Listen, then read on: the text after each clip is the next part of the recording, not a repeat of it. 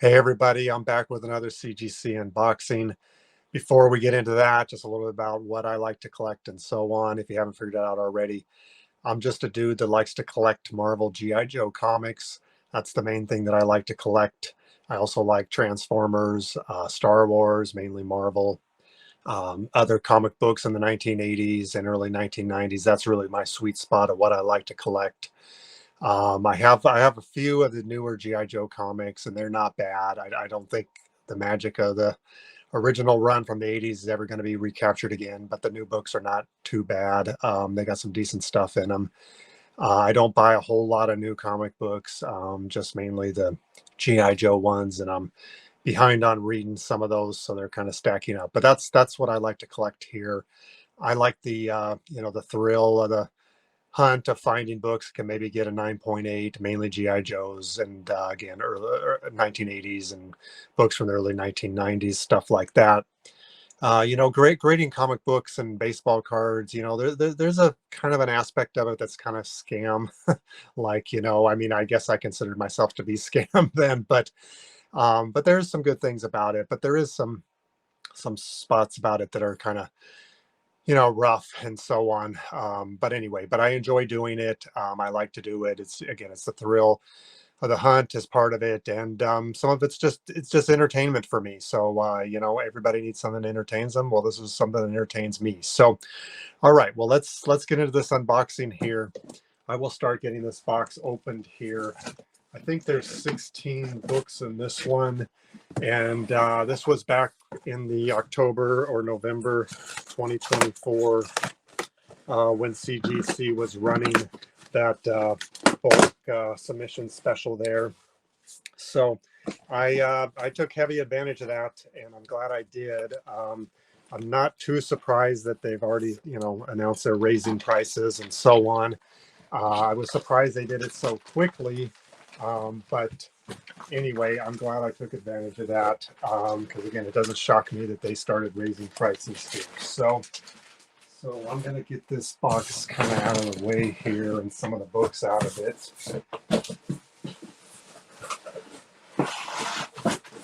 And there's 16 books in this submission here. And again, I sent all these books to Ron, the Palm Beach comic presser, as I always do. And he was working hard, working overtime, getting these books submitted on time. So again, thanks Ron for doing that. I appreciate it. There was some shuffling of books in and out and so on. A couple books I missed some things, so I didn't submit them. But anyway, that's I always use Ron, Palm Beach Comic Presser, for pressing these, and he's done a great job so far. So there's 5 Amazing Spider-Mans here, kind of stragglers from the last order, and then there's 11 GI Joes here. So let's get into it. So starting off here, let's get that out of the way. Okay, so we have get that out of the bag here. We got an Amazing Spider-Man 326 and a 9.8 here. So that's great. And okay, so, and some of these, they may, most of the books in this submission, they I think they're 9.8 contenders, got good chances, but some of these Amazing Spider-Man, they may slip to 9.6. We'll see here. So here's a 327 and a 9.8. And no big ASMs in here. These are just random books that I had as part of another lot. So here's a ASM 330 and a 9.8. And next here we have ASM 336 and a 9.8. So that's good so far. And the final one is ASM 339, and I got another 9.8 there. So pretty happy with that. Got combined between the last submission and this submission, 13 ASMs and 9.8. So certainly can't complain about that. Okay, so now I'll put these to the side here, and let's get into the GI Joes here. There's 11 of them again. And this is a nice one here. We got a 9.8 on GI Joe number 5 here. That's a nice looking book there. Okay. And, you know, back in 1984, 85, 86, GI Joe comics, believe it or not, were like the hottest thing.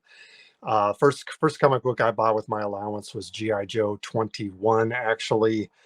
Um, and I was so excited. I was so excited about it because I had some of the toys and other stuff.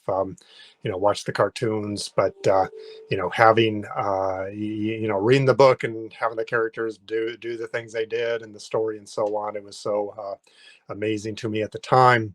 I missed GI Joe 22 when it came out, but then I got GI Joe 23. I was, I was even more amazed because then the characters started talking in that issue. But anyway, that's when I kind of got started. Um, and GI Joe, a lot of the back issues they got pretty expensive. I don't remember exactly at the time. I seem to think GI Joe #1 was like $20 or $25 or something like that. It was out of my reach. GI Joe #2 was about $30. It was even more harder to get. But as a kid, um, I did go down to the local comic store that I bought a comic set, and they had a GI Joe #5, and it was like $5, and I bought it. And my dad and grandma and grandpa, I mean, they just about had a cow over it because they were shocked that I spent $5 on a comic book. This is the book that I bought back then.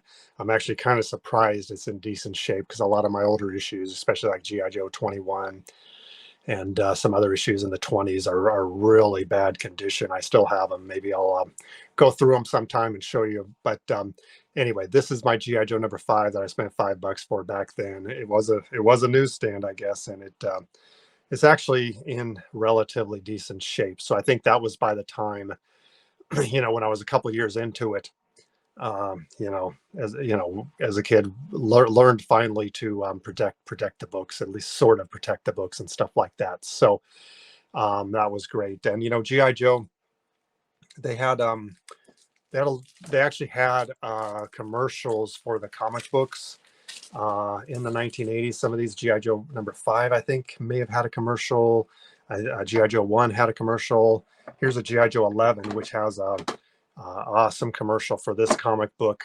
And this, I'm very happy this came back in a 9.8 because this has a lot of first appearances, kind of a key book, and first cameo of Destro, who's my favorite all-time character.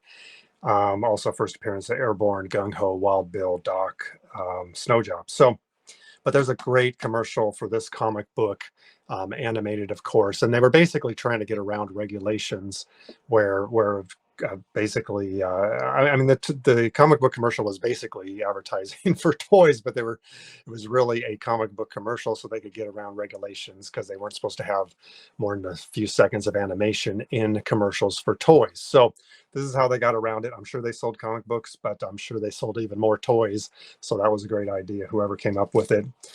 And GI Joe around 1986, I think it actually had more subscriptions. GI Joe Comics had the highest amount of subscriptions of any comic book. It actually exceeded X-Men and Star Wars, which are the #3 and 4 books combined. I don't think that was subscriptions. I don't think GI Joe ever exceeded X-Men in direct sales. It might have, but it was very close. But okay, now here's a GI Joe 14, and this is kind of a disappointment, obviously, here. I'm really not sure what is wrong with this book here. We'll have to look at the grader notes, but to get a 9.0 is kind of a shocker here. I had high hopes for this book. And they even, to add insult to injury, gave it off-white to white pages. So that is unfortunate here. I know Ron had noticed a slight amount of tanning on the back, but I really doubt on the edges there, but I really doubt they reduced it for that. So I'm just not sure, because this book, at least from the front here, was one of the prettiest books. These GI Joe comics, I mean, it's amazing to think that they are over 40 years old now, some of these. So again, I had high hopes on this one, but we'll have to check the grader notes to see if there's something going on there. I just don't see it. I mean, from the front, this looks like a beautiful book to me. Okay, so we got our first disappointment here. All right, so moving on here, we have a GI Joe Well, that GI Joe number 14 is it's the title of that issue is Destro Attacks, so we may have to change that to CGC Attacks, I think here. But anyway, okay, here's a GI Joe 19, which it didn't get a 9.8. Unfortunately, this was a borderline one, and it got slapped with the off-white to white pages again, which I think maybe I'm less surprised on this one. I'm more surprised on GI Joe 14 that getting off-white pages, off-white to white pages, but. This one was going to be a close call between a 9.6 and a 9.8. So that was within reason that grade, I think. And GI Joe 35, and this is a newsstand here, so that's great. We got some Dreadnought action on the cover here.